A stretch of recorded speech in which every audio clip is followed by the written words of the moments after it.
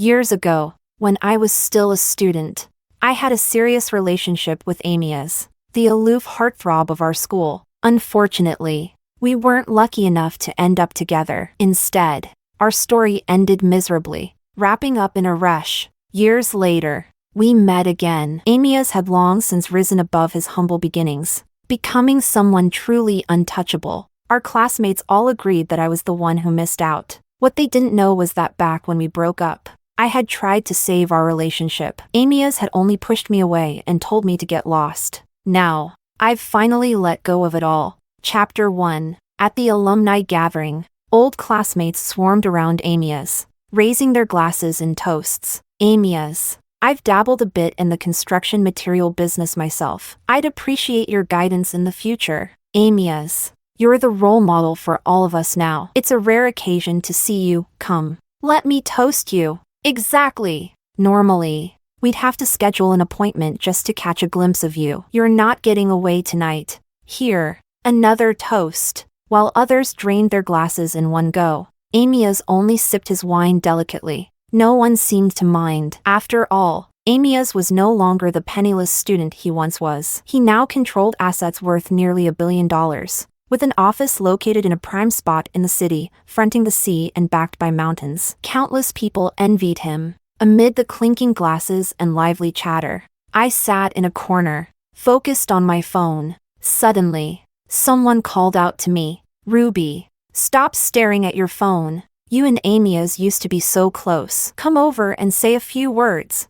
Someone nudged the speaker, trying to hush them. "Don't you have any tact? Amias has Ava sitting right next to him now." Ruby is old news from forever ago. The room went quiet at that, and everyone's eyes flitted between me, Amias, and Ava. I glanced at Amias, seated at the head of the table, surrounded by admirers. He was looking at me too. We locked eyes, but neither of us spoke. Once, we used to talk about everything. Now, silence stretched between us. Chapter 2. Amias and I were neighbors, growing up in the same courtyard. When I was 4 or 5, I was playing with my cotton dolls near the door when I heard sharp cries mixed with curses coming from next door. Terrified, I ran home crying to my mom. She scooped me up and marched over to the neighbor's house to confront them. The door, which was usually shut tight, swung open, and I immediately saw Amias standing in the shadows, his small body covered in bruises.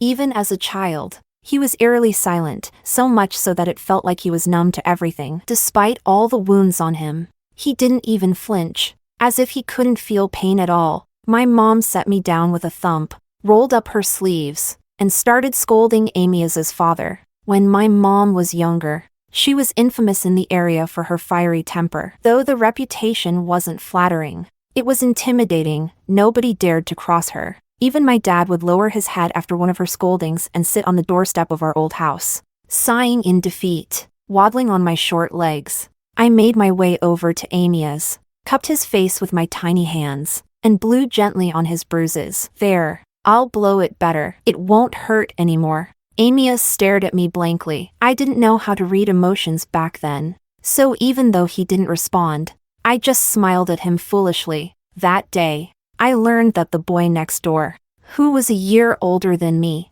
was often beaten and scolded by his father. His mother, unable to bear the constant fear, had run away, leaving him to endure the full brunt of an angry man's rage. My mom, feeling sorry for him, often sent me over with food for him and pulled him outside to play after school so he wouldn't get hit as much. At first, Amias ignored me entirely, but I clung to him like a little koala. Over time, he started responding to me. In elementary school, there was a classmate who liked to pull my hair. It hurt so much that I burst into tears. When Amias found out, he tracked the boy down and gave him a good beating. Of course, Amias ended up with a few bruises of his own, but when I saw that boy crying louder than I had, I was instantly filled with admiration for Amias. "Wow, you're amazing, big brother." Amias turned red. "It's nothing. If he bothers you again, just tell me." I remembered his words, and so did he. From then on, whenever something happened, I would think of him first, running to his class to share my little secrets. From my first perfect score, my first period, to my first love letter, and even my worries about college entrance exams, he was always there to comfort me, solve my problems, and protect me as I grew up. Chapter 3. When did Amias and I stop talking so much? It was probably when Ava appeared. Amias and Ava were in the same major and had endless topics to discuss. I went from having all of him to having just half. The alumni gathering was still noisy, and a few acquaintances started teasing me. Hey Ruby, say something. It's rare for everyone to get together like this. Yeah, loosen up. Oh, why are you looking at Amias? Don't tell me you're still hung up on him. They pulled me to my feet and pushed me toward Amias. I nearly hit the corner of the table, but Amias quickly extended a hand to steady me, resting it lightly on my waist without pulling me too close, just enough to show gentlemanly concern. Uncomfortable under everyone's gaze, I shook my head and said, Amias and I are ancient history. I'm married now. As soon as the words left my mouth, I saw Amias freeze mid-motion. The room fell silent for a few seconds. Then, the buzz picked up again, with no one willing to let the fun die so easily. Yes, fun. Years after graduation, with some achieving great things and others making a name for themselves, I had naturally become the target of jokes and teasing, a convenient source of entertainment. Come on, don't lie. You don't look like someone who's married. We get that you want to save face, but you can't just make stuff up about something like this. Exactly. I'm telling the truth. I insisted. I'm really married. They still didn't believe me. Then where's your husband? If you're really married, why didn't you bring him along? Yeah, where is he? I paused, then replied softly. He's busy and couldn't make it this time. No one bought it. Even Amias seemed to relax a little, his earlier tension easing. Someone was about to say more, but Ava stopped them with a smile. All right. Let's not pry into personal matters. Let's focus on enjoying the drinks. It's rare for us all to meet like this. Who knows when the next time will be? Ava carried weight in her words now. Since she had spoken, everyone naturally let the matter drop. Chapter 4. By evening, everyone had left in groups of 2s and 3s. In the end, it was just me, Amias, and Ava. Amias didn't say a word to Ava but turned and walked straight toward me instead. With each step he took forward, I instinctively took one back. Finally, he stopped and asked, Are you that afraid of me? Come on, I'll take you home, he said. I shook my head. There's no need. Someone's coming to pick me up. Amias's face darkened slightly, and he asked, testing the waters, Your husband? No. Ava, apparently tired of waiting, walked over and affectionately looped her arm through Amias's. Ruby, just let Amias take you. We don't have anything else to do. And it's no trouble. I shook my head again and repeated, Someone's coming to pick me up. You two should go ahead.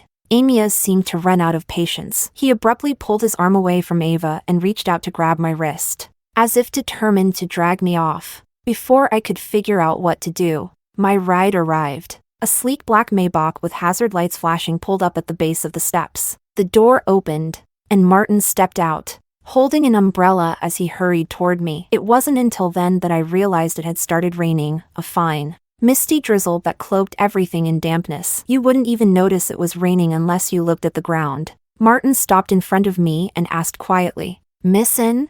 I nodded. He let out a small sigh of relief. Let's get in the car. I'll take you home, he said. He glanced at Amias, and Amias glanced back at him. But Martin didn't seem inclined to make small talk. He simply nodded politely in acknowledgement before turning back to me. I slipped my wrist from Amias's grip and followed Martin into the car. Chapter 5. To be honest, I wasn't very familiar with Martin, nor was I skilled at interacting with people from the upper echelons of society. So, I played the role of a silent passenger in the car. But Martin was quite talkative. He started the conversation. We met briefly in the UK once. But you probably don't remember me. I remember. I said, Your name is Martin. You're the Asia-Pacific CEO of Shell Group. Phillip told me you're very capable. Phillip overestimates me. My achievements are nothing compared to his. He specifically asked me to help you out while you're back in the country. If there's anything you need, don't hesitate to reach out. Thank you, I replied. My trip home wasn't just for the alumni gathering. Most importantly, I wanted to visit my parents. It had been half a year since I last saw them. Martin originally offered to walk me upstairs, but when he saw my parents waiting for me at the apartment entrance, he simply turned the car around and left. I looked at my parents. They seemed a little older than before. Using the most cheerful tone I could muster, I called out, "Mom, Dad, I'm home." Then I took one by the arm and walked inside. Their repeated murmurs of "it's good you're back" accompanying me as I crossed the threshold of the home I had left 6 years ago. Chapter 6. Inside. The table was already set with all my favorite dishes. I wanted to run and grab chopsticks like I used to, but even that had already been prepared. I felt a lump in my throat, a wave of emotion threatening to spill over. It had been so long since I'd experienced a moment of such warmth with my parents. They knew I had attended the alumni gathering and delicately broached the subject. "Did you enjoy the reunion? No unpleasant people or incidents, I hope?" I understood what they were hinting at, specifically Amias. Their cautiousness only made me more indifferent. "I saw Amias," I said. "It seems like he's with Ava now. They make a good match." My mom sighed. "That boy, Amias. He used to be so close to you. You two grew up playing together from the time you were 3 or 4. Forget it. Let's not talk about him." She quickly shifted the conversation to my time abroad. "How are things overseas?"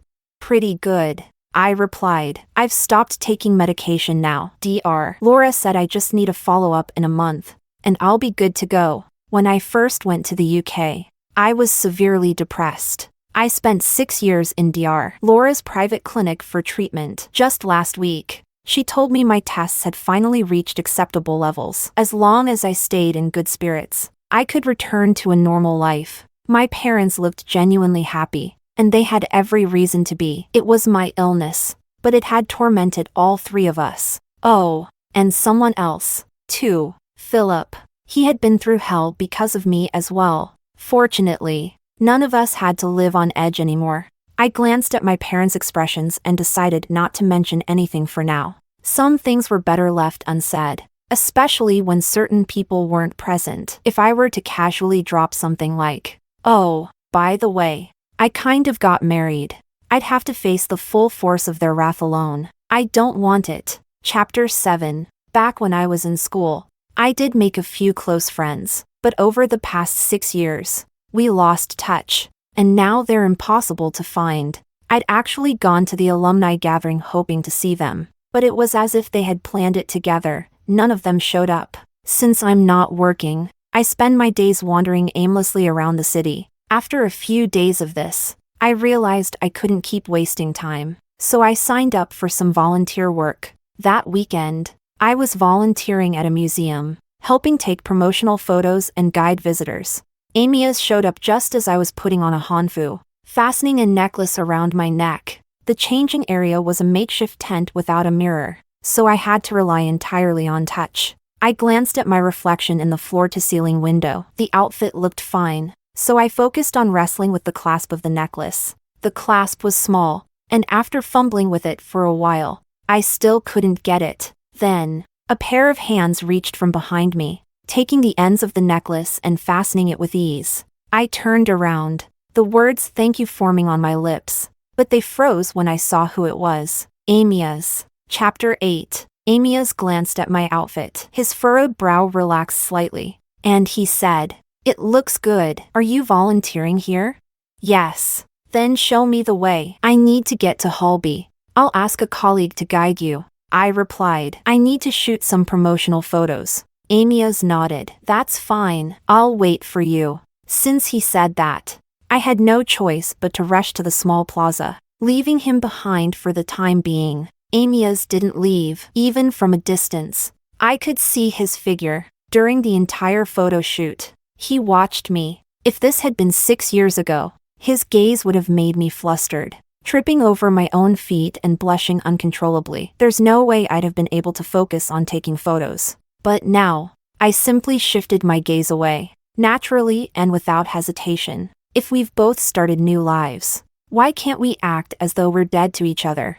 It seems neither of us is a good ex. In my sophomore year of college, Amias and I officially started dating. He was the one who initiated it. It happened after he found out that I'd received a confession from another student. He came running over, nervous and agitated, asking me if I had accepted it. I shrugged. No, I don't even know that person. He exhaled in relief and earnestly told me, "That's right. People you don't know are unreliable. If you want to date someone, date me. Got it?"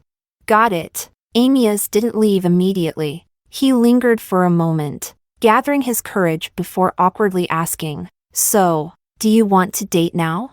Now? Honestly, I wasn't thinking about dating back then, but if it was Amias, I thought it might be nice to give it a try. I shuffled forward slightly, tilted my head, and smiled up at him. Sure. Looking back now, it seems that relationships formed so easily also fall apart just as easily. When something doesn't feel formal or significant enough, people tend not to cherish it. If our relationship had started with him holding a bouquet of flowers on a field lit with twinkling fairy lights, with classmates cheering us on and congratulating us, would the ending have been different? But it's too late for that now. What's between us has already been decided. Chapter 9. After the photo shoot, Amias was still standing there. His gaze hadn't left me the entire time. As soon as I finished, he called me over. I asked, "Did you come here alone? Where's Ava?" He looked puzzled. What does coming to the museum have to do with her? Aren't you two together? I thought you'd come with her. Who told you that we're together? Are you jealous? I was about to deny it, but he smirked slightly and said, "We're not together. At the alumni gathering, we just happened to run into each other on the way and came together. That's all. Now, let's go. Show me the way to Holby." Realizing he didn't want to talk about Ava anymore, I started walking toward Holby, leading the way. As we walked, he suddenly asked, "That Martin who picked you up last time, how do you know him?" I hesitated, but decided to tell the truth. "Actually, we're not close. He just knows my husband. My husband was on a business trip in Switzerland, so he asked Martin to." I didn't even finish my sentence before I noticed Amias had fallen a couple of steps behind me. Coming to a complete stop, I turned to look at him. "What's wrong?" His face had gone pale, and his lips moved a few times before he finally managed to speak. "Your husband?" "Yes," he asked haltingly. "What husband?" I suddenly realized that no one from the alumni gathering had actually believed me when I said I was married. Did I really look that much like someone who couldn't possibly be married? Seeing the hurt expression on his face, like he'd just been abandoned, I spoke calmly. "Amias, I really am married." He gave me a bitter smile. "If you're just using marriage as an excuse to push me away, then you." I raised my hand and hooked my finger around the necklace he'd helped me fasten earlier. Dangling from the delicate gold chain was a sparkling diamond ring. "This is my wedding ring," I said. "I wear it around my neck to keep it safe." "Amias, I wasn't lying to you. It's not about saving face at the alumni gathering." A gust of wind blew fallen leaves into a spiral before they settled at my feet. After what felt like an eternity, I heard him speak, his voice hollow. "When did it happen?" "Not long ago. Specifically, last month." But I didn't see the need to share that detail with Amias. "Not long ago," he repeated, swaying slightly as if unsteady on his feet. "Ruby, do you know? Ava isn't my girlfriend. She never was. And she never will be. I know she likes me, but I've never agreed to anything. Do you know why?" I looked at him but didn't respond. He spoke slowly, deliberately, as though every word was being dragged from him. "Because I was waiting for you to come back. Ruby, I waited for you for 6 years, and you got married?" He covered his face, his voice breaking as he choked out his words in the middle of the bustling plaza. "How could you do this?" I stared at the ground, silent for a long time before finally speaking. "I didn't know you were waiting for me. You told me to leave, didn't you? And besides," I lowered my voice, glancing at the passers-by, making sure only he could hear me. "Didn't you say you didn't want me anymore?" "I didn't." His voice was urgent, almost desperate. "I would never not want you. I just..."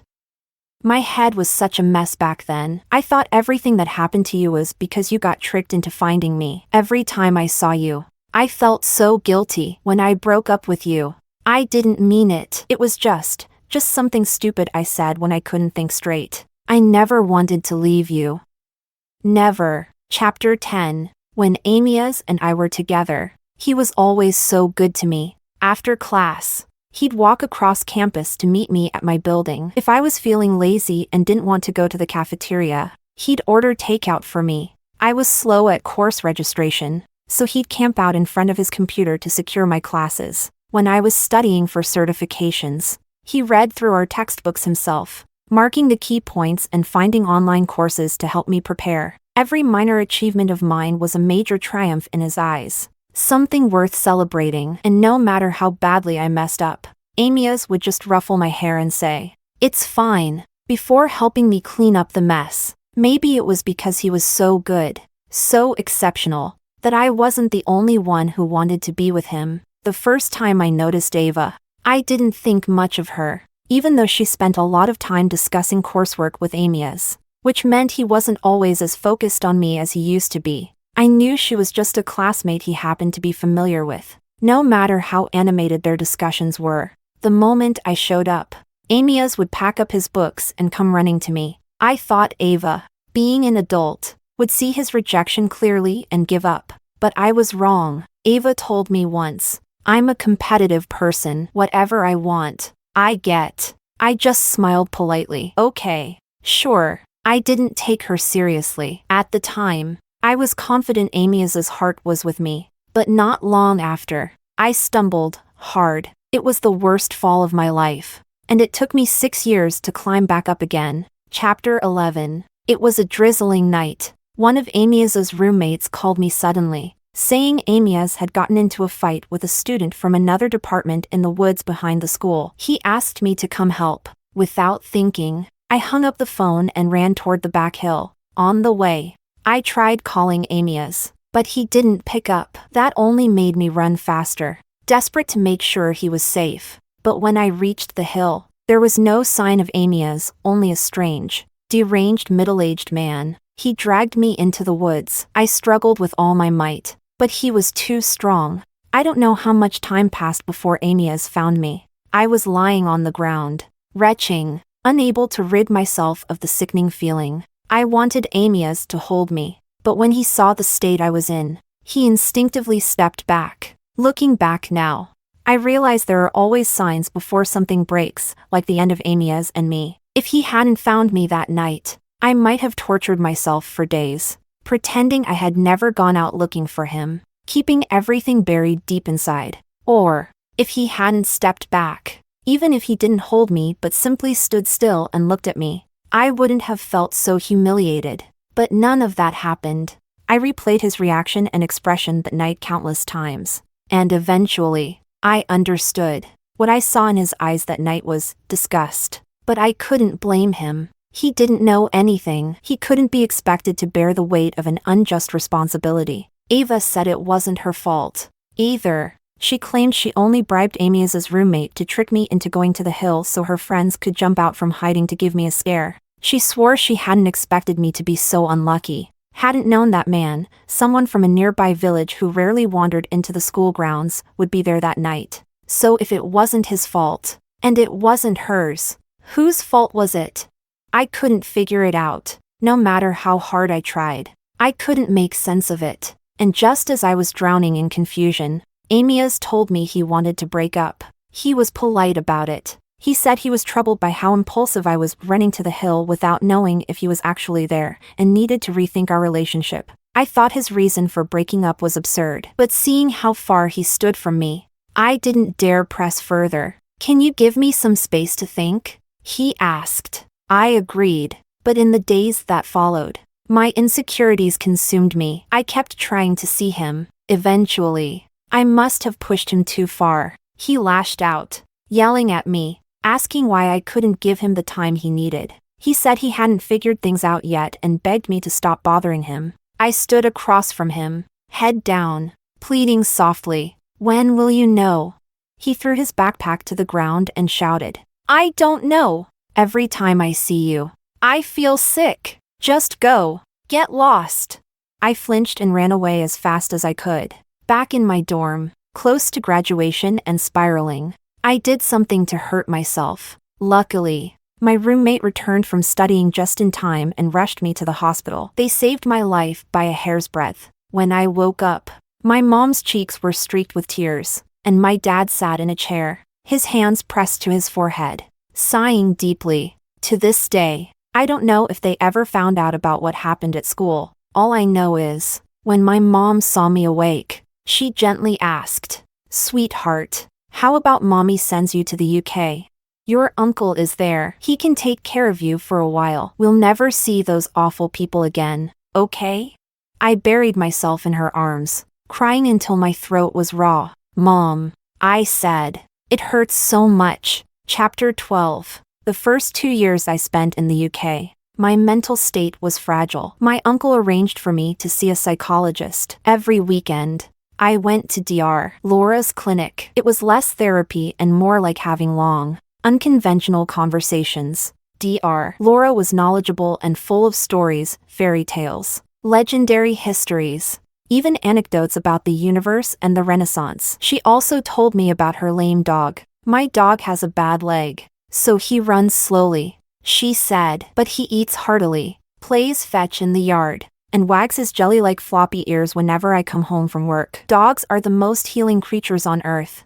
I loved dogs, too, and nodded. "Yeah, without dogs, the earth wouldn't spin." "Ruby," Dr. Laura said, "you need to eat well and be happy, too. You're the most beautiful girl from the East I've ever met. Anyone who's made you cry will be punished by God." Her words made my nose sting with emotion. Every time I visited her clinic, I felt normal, as though I wasn't there for treatment but to chat with a good friend. I met Phillip there, too. Dr. Laura was his aunt, though they didn't keep in touch much. One day, by chance, he stopped by to drop off a ruby necklace he'd recently purchased for her. Dr. Laura happened to be in the restroom, and I was by the window, inspecting her sensitive plant. Phillip stood at the door and knocked on the frame. When I turned around, I saw a tall, handsome young man in a suit. He seemed frozen in place, not saying a word, just staring at me with those soulful, slightly foolish eyes. My hand brushed against the sensitive plant, and its leaves folded shut. Chapter 13. Amias stood silently for a long time before asking in a hoarse voice, "Is there still a chance for us?" I shook my head lightly. He seemed to age instantly, his back bent as he stumbled away. Chapter 14. Around 8 p.m., my phone rang. I thought it might be Phillip since he'd been calling me every night recently, but when I answered, the voice on the other end was unfamiliar. "Ruby, Amias is drunk and keeps calling your name. Could you come and pick him up?" I replied. "It's not appropriate for me to do that. I'm married. Besides, I don't feel safe going out alone at night." On the other end, Amias grabbed the phone, yelling and sobbing, "Ruby, don't leave me.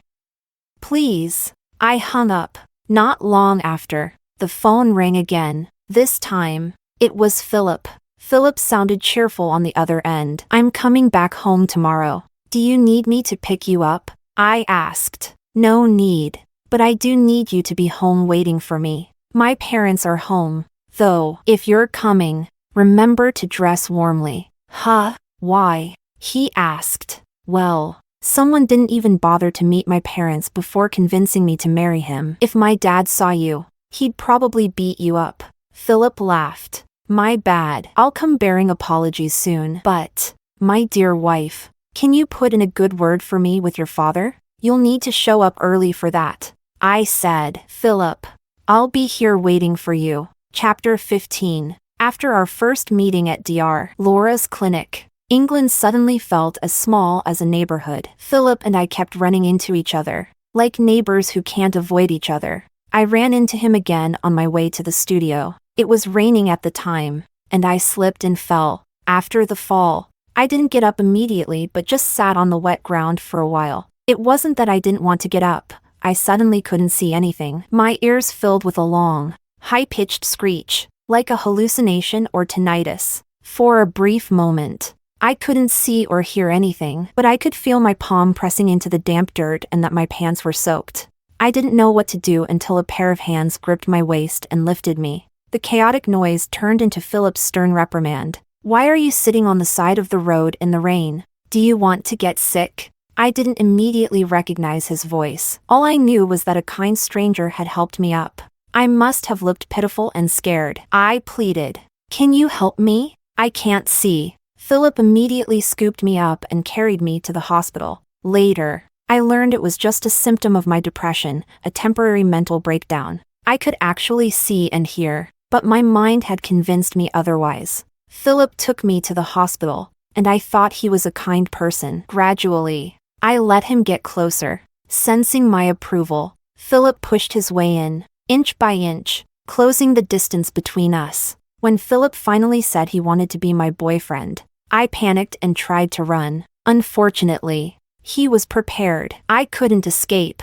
Reluctantly, I told him about my past. I even admitted that I hadn't graduated from college and felt like a failure. I said, once you know the real me, you won't want to be with me. I tried to scare him away with my flaws, but he just held my hand tighter, resting his chin on my shoulder with a hint of obsession. He said, trying to scare me off? Not happening. Ruby, what do I do? I like you even more now. No matter who you were before. I don't care. This is England. People here live in the moment. The past and the future mean nothing right now. Don't waste time with excuses. Just tell me, will you be my girlfriend or not? As he held me, I spaced out for a moment. Finally, I gave in. Fine. If you don't mind. He tilted his head, gently nibbling my earlobe, and laughed softly. Chapter 16. Phillip was entirely different from Amias in temperament. He was often gentle,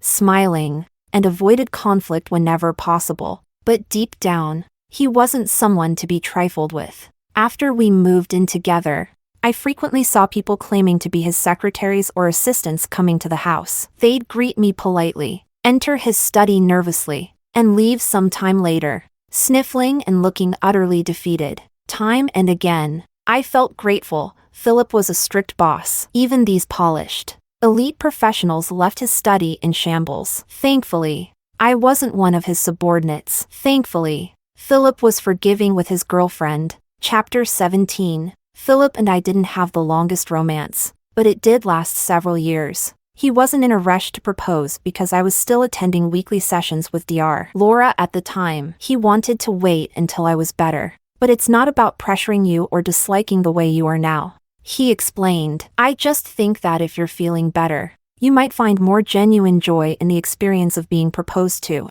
Ruby, my hugs, my kisses, my love, they're all real. I want you to feel that. Over time, I kept improving, little by little, until eventually, he proposed. Like many others, he held up a ring and nervously asked, "Will you marry me?"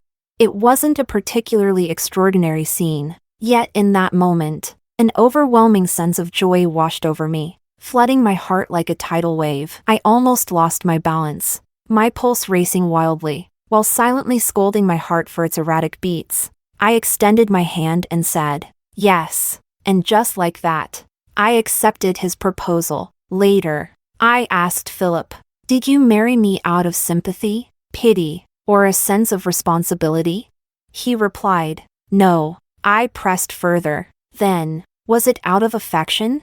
His response, saying affection feels dismissive, and love feels too formal. If I had to describe it, it's a mix of affection, love, and possession. All three. I met you when I was 26. After scorning the idea of love at first sight for over 20 years, fate finally decided to punish me. Ruby, have I ever told you? From the moment I first saw you, I thought to myself, this woman is going to be my wife someday. You've never told me that.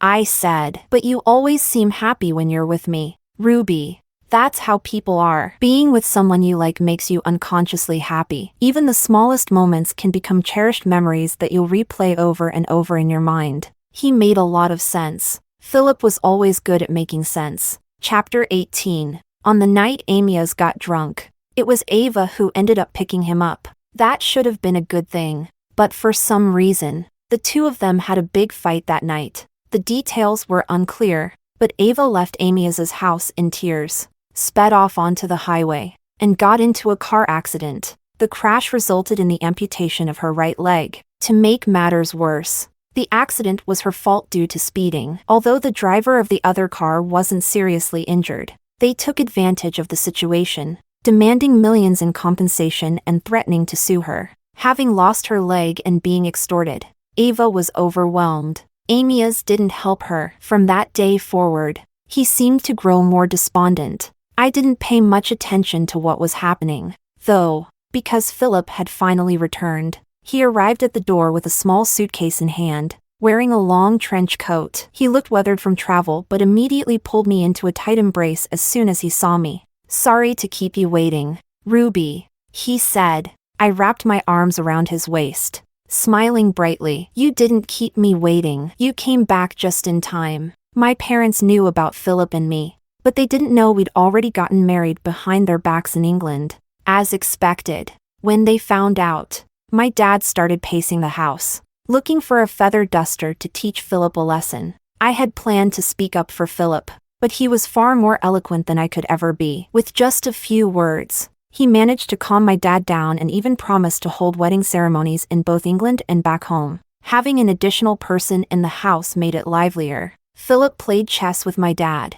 only to be thoroughly defeated every time. He wasn't upset. Despite losing several games, he remained steady and composed, smiling as he said, "You're truly a master at this, Dad." I walked out of the kitchen, holding a plate of fruit, just in time to hear him say that. He had taken off his trench coat, leaving only a thin beige sweater. He looked refined and steady. I struggled to describe how I felt in that moment. It was as if the missing pieces of time had all fallen into place, and my heart was finally full. Chapter 19. After Phillip returned to the country, he became incredibly busy. Most mornings, he would kiss my forehead while I was still half asleep and tell me where he was going.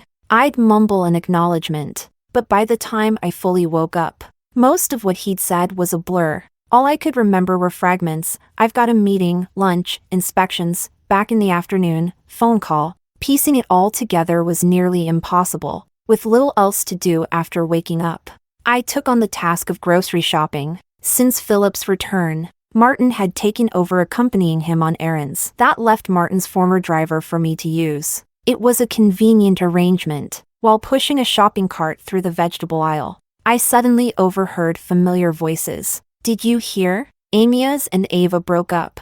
Broke up? Were they even together? Of course! Didn't everyone say Ava was Amias's girlfriend? That's just gossip. Amias himself never confirmed it. Honestly, I think he's still obsessed with Ruby. At the last alumni gathering, I watched him all night. I swear, his eyes were glued to Ruby. You couldn't pry them off with a crowbar. Meanwhile, Ava glanced at him 5 or 6 times, and he didn't even acknowledge her. What a waste. They could have been a perfect match. Why did they break up after graduation?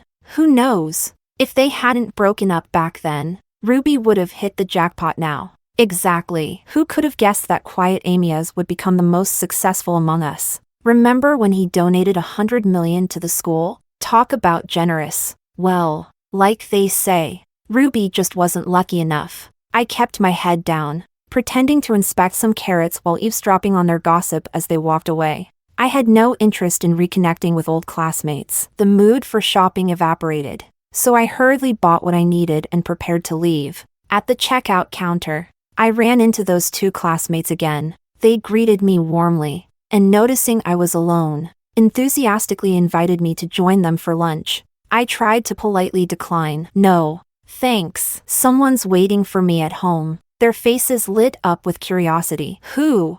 I was about to mention my parents as an excuse, but before I could think of something, they grabbed my arm and dragged me to a nearby restaurant. I had no choice but to call the driver to let him go ahead without me. After lunch, I found myself accompanying them to play golf. I couldn't fathom why 2 young women would want to play golf. I didn't even know which way the golf course entrance faced. Chapter 20. Stepping into an unfamiliar environment. I felt slightly out of place. I followed my 2 classmates as they confidently pulled out their membership cards and led me inside like seasoned regulars. The golf course was crowded, and then I saw Phillip. Then I saw Amias. Finally, I confirmed that Phillip and Amias were having a lively conversation. The sight was difficult to process, to say the least. Besides Phillip and Amias, there was Martin and a few others I didn't recognize. Judging by their attire, they were likely local businessmen. Their group stood in a prominent spot, and with Phillip and Amias both being strikingly handsome young men, they naturally attracted curious glances from all around. The classmates who brought me along noticed them as well. They recognized Amias and seemed familiar with some of the local businessmen, but they didn't know Phillip. While they didn't recognize Phillip, they recognized his brand of clothing, his assistant standing nearby, and the Patek Philippe watch on his wrist. We hadn't planned on greeting Phillip's group. It seemed easier to pretend we didn't know each other and enjoy ourselves separately. But then Phillip looked up and spotted us. His eyes landed on me, and he smiled. He called out gently, "Come here." My classmates looked puzzled, probably wondering who he was speaking to. I hesitated, then slowly walked over. He touched my face. "So cold. Why didn't you wear something warmer?" Then, he picked up a coat from nearby and draped it over my shoulders. Holding my hand, he smiled and introduced me to the group. "Let me introduce you to my wife, Ruby." Amias's expression darkened immediately. The businessmen, ever polite and charming, began to shower me with compliments. It didn't seem to matter that they hadn't even gotten a good look at me. "Such grace," one said. "You and Phillip make a perfect match," another added. With every compliment, Amias's face grew more sour. No one seemed to care about my discomfort. While I didn't care much about Amias's feelings, the situation of current husband meeting ex-boyfriend was unbearably awkward. My face burned as I tried to think of something to say. But before I could, Amias asked in a cold voice, "Phillip is your husband?" Phillip paused, glancing between me and Amias. I nodded and added, "He's the one I mentioned to you before, that person." Phillip raised an eyebrow. "Oh." He gave Amias a once-over, and whatever admiration or respect he had for him earlier seemed to evaporate, replaced by displeasure. He released my hand and asked Amias, "May I have a word?" Amias didn't refuse. The two of them walked off. Meanwhile, the rest of the group surrounded me. My classmates looked particularly intrigued, their expressions practically screaming, "Spill the gossip. You're so lucky," one of them exclaimed. "First Amias. Now this absolute dreamboat. Did you save the universe in your past life? We thought it was such a shame when you and Amias broke up. But it turns out you've upgraded. Who is this guy anyway? Is he mixed race? He's ridiculously handsome, if I'm not mistaken. Those are blue eyes, black hair, and skin so pale it glows. Absolute perfection." The two of them chattered nonstop, clearly determined to learn everything about Phillip, including his family history. But I wasn't interested in satisfying their curiosity. I was more worried about Phillip and Amias getting into a fight. I kept my eyes fixed on the two of them. To my surprise, they didn't come to blows. After a brief conversation, Phillip returned to my side, while Amias cast me a sorrowful glance before stumbling out of the golf course. I've never truly hated Amias. If I think about it, he treated me well for most of our years together. The only time he didn't was during the period leading up to our breakup. From his perspective, it's not hard to understand. I never held him to impossible standards. I never expected him to stay by my side no matter what or to act like a saint. But as the old saying goes, words are like water spilled on the ground. I know he didn't mean to say those things to me at the time. I later realized he spoke out of frustration when he told me to leave. Still, there's no undoing what's been said. Amias and I, if we meet again, it'll be nothing more than a polite greeting. We can't even be friends anymore. After 20 years of shared history, we've become strangers. All I can do is sigh and accept that some fates are as fleeting as strangers crossing paths. Chapter 21. On the drive home from the golf course, Phillip was behind the wheel. I sat in the passenger seat. As usual, I asked him random, meaningless questions, the kind he always answered patiently, no matter how trivial. "Phillip, can I have watermelon when we get home?" "Of course." "Can I read your books?" "You can." "Then, will you hold me while we sleep tonight?" "I will." After answering the last question, he chuckled to himself before I could continue.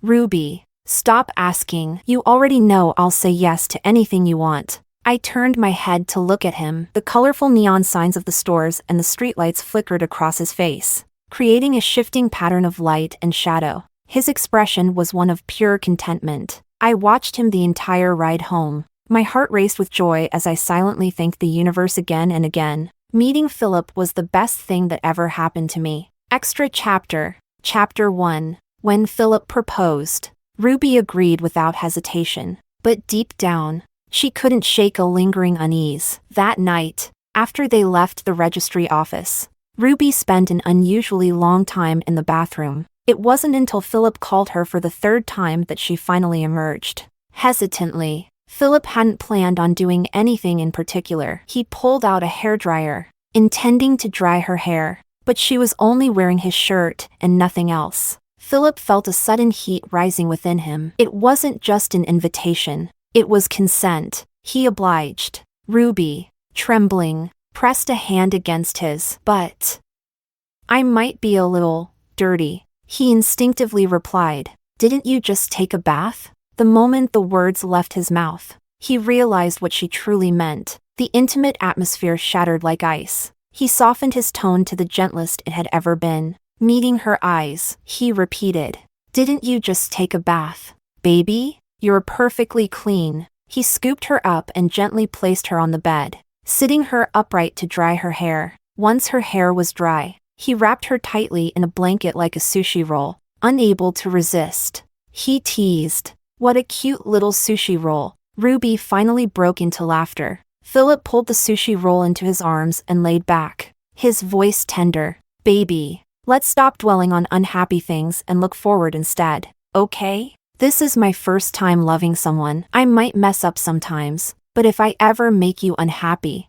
just tell me." Unlike those who fall in love in their teens, we met later in life. Let's create as many beautiful memories as we can. Ruby rested her head on his chest, her tears soaking into his shirt as she softly murmured, "Okay." Phillip kissed the top of her head. "Thank you, Ruby." Chapter 2. Ruby's next appointment with Dr. Laura was approaching, and Phillip had wrapped up his work in their home country. Together, they returned to England. At the airport, Ruby spotted Amias. He stood a short distance away, watching them silently. He didn't move, but his eyes glistened with unshed tears. Perhaps he was there to say a proper goodbye. Phillip noticed him too but said nothing. He simply tightened his grip on Ruby's hand. Chapter 3. What did Phillip say to Amias at the golf course? Nothing cruel. Actually, he started with a polite remark, "Ruby has mentioned you." Amias didn't respond. Waiting for him to continue, Phillip said, "She told me you were childhood friends. That's why I don't understand, if you cared about her for so many years and loved her, why did you hurt her?" Amias replied, "Whatever happened between us has nothing to do with you." Phillip gave a dry laugh, as if he'd heard a joke. "Between you two?" he corrected. "There is no you two anymore. It's just you, and just her." Phillip glanced at the clear blue sky and, with a touch of nostalgia, said, "The day I met Ruby, the weather was just as nice as this. It's a shame she was more interested in that scruffy-looking mimosa plant than in a 6 feet 2 inches guy with abs. Do you know how many pills she took while battling depression over 6 years in England? 2,190 days. Twice a day or more. You're aware of the side effects of antidepressants, right? Nausea, loss of appetite, insomnia. She had all of them." Amias's head shot up. He hadn't known Ruby had depression. Phillip continued, his tone almost casual, though every word was aimed at Amias. "Have you ever seen her during an episode? She'd insist she couldn't see even though her vision was fine, or claim she couldn't get up after tripping over a small rock, left helplessly asking if anyone was there to help. She'd wake up crying at night but couldn't remember her nightmares. Sometimes, she thought about ending her life. Whenever she stood on the balcony, I'd be terrified, trying everything I could to coax her back inside. I tried so hard to help her gain weight, but she couldn't. I'd see her cry when she wasn't sad and smile when she wasn't happy. Her emotions were all over the place. She couldn't attend school, so she spent her afternoons sitting idly in a studio, watching the lively students draw their futures on paper. Amias, I admire your intelligence and respect your ability to amass wealth so quickly, but you're not right for her. I've held her while she cried and while she laughed. Fixing her was like piecing together a shattered puzzle, 6 long years of painstaking effort to make her whole again. I'm asking you to stay out of her life. Without you, she'll only be better. Philip's words were calm but sharp, leaving Amias visibly paler with each sentence. Finally, Amias couldn't take it anymore. He interrupted. Enough. Philip's purpose was served. He smiled faintly, shrugged good-naturedly, and said, "All right. I won't say any more. Take care." Amias watched Phillip walk back to Ruby's side. Though resentment burned within him, he couldn't bring himself to approach them as if nothing had happened. His mind flooded with memories of Ruby as a child. Her soft, fair face lighting up when she sweetly greeted the neighbors. Everyone adored her. As she grew, her parents still doted on her, calling her baby with affection as though she were their most precious treasure. If not for him, she would have been far happier. It was because of him that she had suffered so much. Pain pierced his chest. Just imagining Ruby struggling with her illness was unbearable. From a distance, he watched Phillip shield Ruby by his side. She responded to others with polite smiles and occasional nods. But her smiles weren't forced. Every now and then, she'd glance up at Phillip, only to shyly look away when he met her gaze, like a playful kitten teasing its owner. It was then that Amias finally understood how foolish he had been to hope for reconciliation. He had lost her completely, long ago. Chapter 4. One evening, Ruby received a handwritten letter from Phillip. It began with "To Ruby" and ended with "Sweet dreams." It was the first time she'd seen Phillip write at such length. The letter detailed their journey from their first meeting to the present. He dissected his feelings, sincerely and earnestly confessing, "I love you very much." At the end of the letter, he wrote, "Your appearance made me believe in love at first sight. Ruby, as you once said, love is a feeling, and you were right. Love at first sight is like a dormant volcano suddenly awakening, spreading heat and passion through one's entire being. Because it's so rare and precious, it's an experience that can never happen twice. Ruby, I'm so lucky to have felt something so rare.